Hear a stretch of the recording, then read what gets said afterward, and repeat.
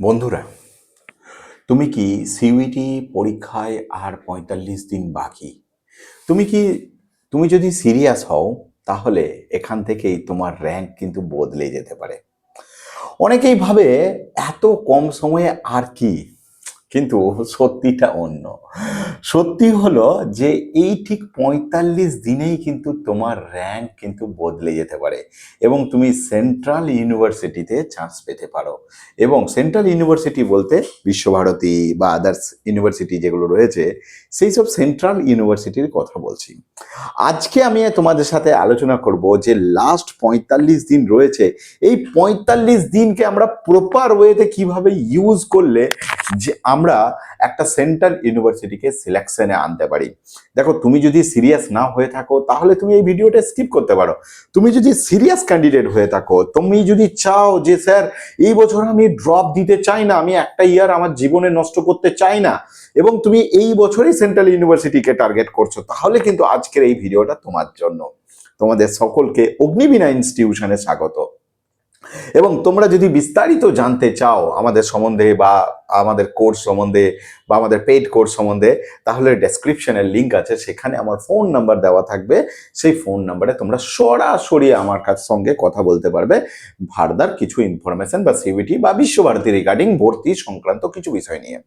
এবার আসবো আজকের এই ভিডিওতে তোমাদের সাথে শেয়ার করব যে লাস্ট 45 ডেজ, এই যে ৪৫ দিন রয়েছে, এই ৪৫ দিনের কমপ্লিট অনেস্ট একটা স্ট্র্যাটেজি এবং তার ডেলি রুটিন কি হবে, সেই ডেলি রুটিন অনুযায়ী তুমি কিভাবে পড়াশোনা করবে এবং সাবজেক্ট ওয়াইজ কিভাবে প্রস্তুতি নেবে। তুমি কি কি সাবজেক্ট সিলেক্ট করে রেখেছো, তুমি জিএটি রেখেছো, ইংলিশ রেখেছো, আদার সাবজেক্ট কি রেখেছো, সেই অনুযায়ী সমস্ত কিছু। এবং মক টেস্টের প্ল্যান কি হবে, কিছু সিক্রেট টিপস তোমাদেরকে দেব, যেগুলো তোমাদেরকে কিন্তু খুব আগিয়ে নিয়ে যাবে। যদি তুমি সত্যি সিইউটি ক্লিয়ার করতে চাও তাহলে কিন্তু এই ভিডিওটা কিন্তু তুমি শেষ পর্যন্ত দেখতে থাকো। প্রথমেই বলি তোমাদেরকে যে একটা কথা ক্লিয়ার করে দিই, এই ৪৫ দিনে কিন্তু ভাই নতুন কিছু শেখার কিন্তু জায়গাটা খুব কম। তোমাকে যদি ভাই নতুন কিছু শিখতে হয়, তোমাকে অবশ্যই কিন্তু আমি বলবো, তুমি যদি জিএটির ক্ষেত্রে বলছি, জিএটি পেপারটা কিন্তু তোমাদের জন্য একদমই নতুন। এবং দেখো, তুমি যদি বিশ্বভারতীকে টার্গেট করছো, তুমি কিন্তু জিএটি দিয়ে অন্তত পক্ষে ১৬ থেকে ১৭টা সাবজেক্টে কিন্তু চান্স পেয়ে যাচ্ছ। এবং তোমরা চেষ্টা করো একটা জায়গায়, কোনো সিনিয়র দাদা হোক বা কোনো কি বলবো কোচিং সেন্টার হতে পারে বা কোনো জায়গা থেকে তোমরা সব থেকে ভালো হয় একটা গাইড নিতে পারো। এই প্রসঙ্গে তোমাদেরকে জানিয়ে রাখি, আমরা অলরেডি জিএটির জন্য একটা ব্যাচ চালাচ্ছি, যেটা হচ্ছে তোমার ব্যাচটা হচ্ছে জিএটির জন্য অনলাইন এবং অফলাইন মিডিয়ামে, যেখানে আমরা এই ৪৫ দিনে কিন্তু তোমাদেরকে কমপ্লিট ব্যাচটা কমপ্লিট করাবো, কমপ্লিট রুটিন শেষ করব। এবং মানে রুটিন শেষ করবো বলতে কমপ্লিট সিলেবাস শেষ করব। এবং সেখানে সেই সিলেবাস শেষ করলে আশা করছি তুমি ম্যাক্সিমামটা কমন পাবে। মানে যেখানে তোমার ২৫০-র মধ্যে, মানে ২৫০ নম্বরের যে পরীক্ষা হয়, সেই ২৫০-এর মধ্যে আশা করছি তুমি ২০০-র বেশি স্কোর করতে পারবে। হ্যাঁ, একদমই ঠিক শুনছো, এই ৪৫ দিনে। তো তোমাকে কি করতে হবে, তোমাকে একটা কমপ্লিট মাইন্ড সেট আপ করতে হবে। তোমাকে ডেসক্রিপশনে আমাদের লিঙ্ক থাকবে, সেই নাম্বারে আমার সাথে সরাসরি যোগাযোগ করে তুমি বিষয়টি জানতে পারবে। দেখো, ফি স্ট্রাকচার আমাদের কিন্তু খুব লো। এই মুহূর্তে আমরা খুব কম প্রাইসে কিন্তু তোমাদের জন্য ব্যাচ নিয়ে এসেছি, যেটা এই লাস্ট 45 ডেজ কিন্তু জিএটির জন্য বিশেষ করে বলবো, তোমরা কিন্তু তোমাদেরকে কিন্তু আটকাতে হবে না, তোমাদেরকে কিন্তু এই বছরেই তোমাদের ক্লিয়ার হয়ে যাবে।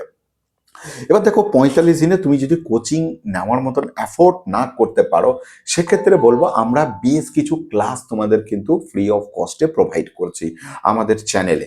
এই চ্যানেলেই তোমরা সেই সমস্ত ক্লাসগুলো কিন্তু জিএটির জন্য পাবে।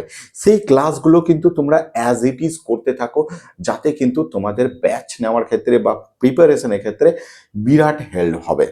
এবার হচ্ছে তোমাদের সিলেবাস কি থাকবে। দেখো, আমি আজকে মেনলি তোমাদের সঙ্গে জিএটি প্রসঙ্গটা আলোচনা করবো এবং ইংলিশটা। দেখো জিএটিতে তোমাদের টোটাল 3খানা পেপার আছে, কি কি মাথায় রাখতে হবে, মানে জিএটির মধ্যে আবার 3টে আছে, একটা হচ্ছে কোয়ান্টিটিভ অ্যাপটিটিউড, 2 হচ্ছে লজিক্যাল রিজনিং, এবং 3 হচ্ছে জেনারেল অ্যাওয়ারনেস। এবার তুমি যদি এই 50 নাম্বারকে ভেঙে দাও, মানে 50টা যে কোয়েশ্চেন্স থাকবে সেই 50টা কোয়েশ্চেনকে তুমি যদি ভেঙে ভেঙে দেখো, তাহলে তুমি দেখতে পাবে কোয়ান্টিটিভ অ্যাপটিটিউডের ওয়েটেজ কিন্তু সব থেকে বেশি, তারপরে তুমি লজিক্যাল রিজনিং, তারপরে হচ্ছে তোমার জেনারেল অ্যাওয়ারনেস। এবারে এই যে জেনারেল অ্যাওয়ারনেসের কথা বলছি, জেনারেল অ্যাওয়ারনেসটা কিন্তু আবার তোমার আগে যে তুমি দেখতে পাবে দুটো পার্টে বিভক্ত, একটা হচ্ছে স্ট্যাটিক জিকে আর একটা হচ্ছে কারেন্ট অ্যাফেয়ার্স। তো কারেন্ট অ্যাফেয়ার্সের জন্য আমরা অলরেডি আমাদের যারা পেড ব্যাচের স্টুডেন্টস তাদেরকে কিন্তু আমরা অলরেডি একটা 6 মান্থের কারেন্ট অ্যাফেয়ার্স প্রোভাইড করেছি, যেখান থেকে আশা করছি ম্যাক্সিমাম কোয়েশ্চেন্স কভার করে যাবে, যেখানে তোমাদের থাকবে যে টোটালটা বাংলা এবং ইংরেজি ল্যাঙ্গুয়েজের পুরো সেট পিডিএফ আমরা প্রোভাইড করে দিয়েছি। এবং এই যে স্ট্র্যাটেজি, এই স্ট্র্যাটেজিতে তুমি পড়লে তবেই তোমার আশা করছি ক্লিয়ার হবে, নচেত কিন্তু তোমার কিন্তু সম্ভাবনা খুব কম। অনেকে কি করে, অনেকে এই সিইউটি এক্সামের জন্য একটা বই কিনে নেয়, মার্কেট থেকে অনেক বই আছে, সেই বই অনুযায়ী পড়তে থাকে, কিন্তু সেক্ষেত্রে কিন্তু তোমার প্রিপারেশনের জায়গাটা কিন্তু অনেকটা, বা চান্স পাওয়ার বা র্যাঙ্কের জায়গাটা কিন্তু কমে আসবে। কারণ অনেক ছেলেরা কিন্তু ইউপি, বিহার, রাজস্থান এসব স্টেটের ছেলেরা কিন্তু ক্লাস 11 থেকে ব্যাচ শুরু করে দিয়েছে। তাদের যে পড়ার স্ট্র্যাটেজি, তাদের যে পড়ার কৌশল, তাদের সঙ্গে কিন্তু আমাদের বাংলার ছেলেরা এগিয়ে থাকতে পারছে না। অতএব বলবো তোমাকে কিন্তু একটা সঠিক গাইড, সঠিক একটা দিক নির্দেশনা এটা কিন্তু প্রয়োজন। এবং তোমরা দেখো, মনের যদি তোমরা ভাবো টেক্সট বই পড়বো, বোর্ডের এক্সামকে টপ করবো, বোর্ডের এক্সামে আমি ভালো করেছি, বোর্ডের এক্সামে আমি 80% পাবো, মানে দেখো ভাই, বোর্ডের এক্সামের কোনো মার্কস কিন্তু এখানে কাজে আসবে না, বোর্ডের এক্সামে কোনো মার্কস কাজে আসবে না। তোমাকে টোটালটা ডিপেন্ড করে আছে তোমার এই সিইউটি এক্সামের উপর। তো এই সিইউটি এক্সামটাকে তুমি কত ভালো দিতে পারছো তার উপরেই কিন্তু ডিপেন্ড করে আছে, তোমার র্যাঙ্ক কেমন আসছে সেটার উপরেই নির্ভর করে আছে কিন্তু তোমার তোমার চান্স পাবে কি পাবে না। এবার তুমি এই যে কোয়ান্টিটিভ অ্যাপটিটিউড বললাম, এই পোর্শনটা তোমাদের আর্টস ব্যাকগ্রাউন্ড যাদের স্টুডেন্ট তাদেরকে বলছি ভাই, মাস্ট তোমরা ব্যাচ নিয়ে নাও। কারণ হচ্ছে তোমাদের কাছে একদমই নতুন, কিন্তু কোয়ান্টিটিভ অ্যাপটিটিউডের সবটাই তোমাদের কাছে নতুন। তোমাদের কাছে লজিক্যাল রিজনিং এটাও তোমাদের কাছে নতুন। তো এই নতুন জিনিসটা কিন্তু তোমরা ভাবতে ভাবতে কিন্তু ব্যাচ কিন্তু তোমাদের পরীক্ষা কিন্তু একদম কাছে চলে আসবে। তো তোমরা যারা ব্যাচ নিতে পারছো না, যারা ফাইন্যান্সিয়াল কন্ডিশনের জন্য ব্যাচ নিতে পারছো না, তাদের গার্জেনের সাথে আমাদের অফিসে এসে কন্ট্যাক্ট করো, আমি যতটা পারবো তাদের জন্য ফিজ রিল্যাক্সেশন করে তাদেরকে অ্যাডমিশন করাবো। মনে রাখবে, এই সিইউটি এক্সাম কিন্তু কখনো হার্ড নয়, এইটা হচ্ছে তোমাদের জন্য তোমাদেরকে বলবো যে স্মার্ট স্টাডি করতে হবে। স্মার্ট স্টাডি করলেই কিন্তু এটা খুবই এক্সাম, খুব সহজ এক্সাম, কিন্তু মোটেই কিন্তু এটা হার্ড নয়। তো এই এই যে 45 দিন আমাদের কাছে পড়ে আছে, এই 45 দিনকে আমরা দুটো পার্টে ভাগ করে নিতে পারি। একটা হচ্ছে রিভিশন পার্ট, আর একটা হচ্ছে কনসেপ্ট ক্লিয়ার। দেখো, রিভিশন, তোমরা তো নতুন জিনিস, তোমরা রিভিশনটা করবে কিভাবে সেটা ভাবতে হবে, তোমাদেরকে তো কিছু অন্তত পড়তে হবে ভাই, তবে না তুমি রিভিশন করবে। তো তোমাদেরকে এটাই বলবো, তোমরা অন্ততপক্ষে তোমাদের পড়াশোনার জায়গাটা ভালো করে রেডি করো।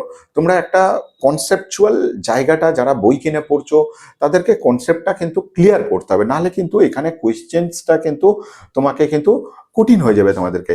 তোমাদের রিভিশন, তোমাদেরকে কনসেপ্ট ক্লিয়ার করার পর তোমাদেরকে তারপরে রিভিশনে যেতে হবে। ফার্স্ট তোমাদের কাজ হচ্ছে কনসেপ্ট ক্লিয়ার, দেন তোমাদের রিভিশন। রিভিশন হওয়ার পর তোমাদের যেটা সব থেকে ইম্পর্টেন্ট জিনিস সেটা হচ্ছে মক টেস্ট। ভাই দেখো, আমরা যাদের আমাদের কাছে পেড ব্যাচের স্টুডেন্ট রয়েছে, আমরা মিনিমাম তাদেরকে 5 থেকে 10টা মক টেস্ট কিন্তু নেব। আমাদের টার্গেট অ্যাকচুয়ালি 15 মক টেস্টের। তো তোমাদেরকেও আমি চাইবো যে তোমরা মক টেস্টগুলো দাও অন্ততপক্ষে। তোমরা বিভিন্ন জায়গায় আমাদের মক টেস্ট জয়েন করতে পারো, মক টেস্ট সিরিজে, সেখানেও কিন্তু তোমরা মক টেস্ট দিতে পারবে। এবার দেখো, সাবজেক্ট ওয়াইজ স্ট্র্যাটেজি যদি আমরা দেখি, ইংলিশের কথা যদি বলি, ইংলিশে দেখো, ইংলিশে দুটো পোর্শন, একটা হচ্ছে কম্প্রিহেনশন বা রিডিং কম্প্রিহেনশন, নেক্সট হচ্ছে ভোকাবুলারি সেকশন এবং গ্রামার সেকশন। এই দুটো সেকশন তোমাদেরকে কিন্তু রেগুলার প্র্যাকটিস করতে হবে।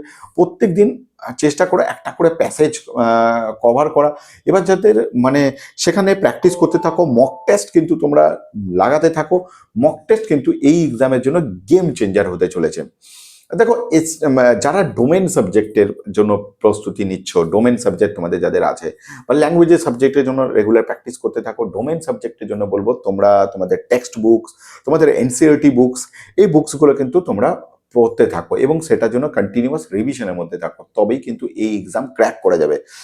আর এই এক্সামের ক্ষেত্রে বলবো, দেখো তোমাদেরকে ডিটারমাইন ভাবে ফোকাস করতে হবে, কারেন্ট অ্যাফেয়ার্স তোমাদেরকে পড়তে হবে, তোমাদেরকে ডেলি রিজনিং প্র্যাকটিস করতে হবে, জিকে করতে হবে এবং ডেলি তোমরা প্র্যাকটিসের মধ্যে থাকো, তাহলেই কিন্তু তোমরা এটার মধ্যে করতে পারবে।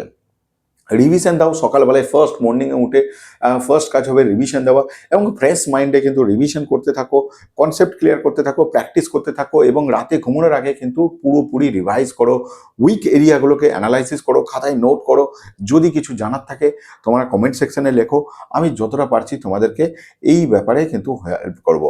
এবং এক্ষেত্রে বলবো বেশ কিছু জিনিস আছে যেগুলো আমরা অনেক কিছু ইউটিউব চ্যানেলে ফ্রি প্রোভাইড করব, তোমরা কিন্তু চ্যানেলটাকে মানে দেখতে থাকো বা ফলো করতে থাকো, কিন্তু যাতে তোমরা কিন্তু আপকামিং জিনিসগুলো পেয়ে যাও।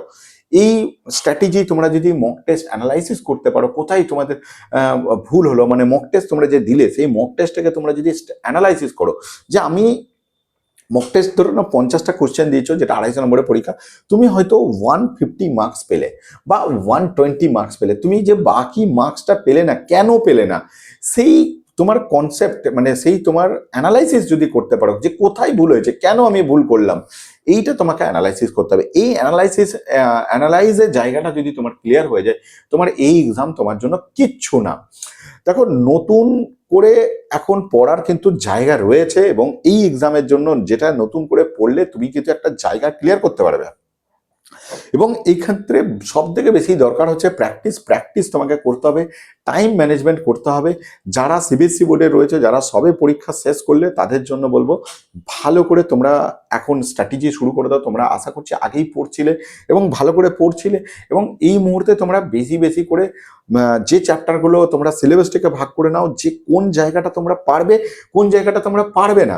মানে কিছু যে কোয়ান্টিটিভ অ্যাপটিটিউডের যেমন কিছু কিছু চ্যাপ্টার রয়েছে যেগুলো 11-12 ম্যাথ রয়েছে, যেমন পারমুটেশন চ্যাপ্টার রয়েছে, তার বাদে তোমাদের লগারিদমের কিছু কিছু জুনিয়র কনসেপ্ট কিছু কিছু কোশ্চেনে দিয়ে দেয়। তো এই পোর্শনগুলো, প্রবাবিলিটি, এই পোর্শনগুলোকে তোমরা স্কিপ করে যাও, এগুলো তোমাদেরকে করার দরকার নেই, কারণ এগুলো থেকে একটা দুটো কোশ্চেন আছে আমি মানছি, কিন্তু সেই জায়গাটা তোমাকে বাদ দিলে তোমার স্ট্র্যাটেজিটা আরো স্ট্রং হবে। এইভাবে তোমরা পড়তে থাকো। ফার্দার কিছু জানার থাকলে তোমরা কমেন্ট সেকশনে জানাও, আমি তোমাদের যতটা পারবো তোমাদেরকে হেল্প করে যাচ্ছি। আর ফার্দার ইনকোয়ারি থাকলে তোমরা আমার নাম্বারে সরাসরি কন্ট্যাক্ট করে নাও। জয় হিন্দ।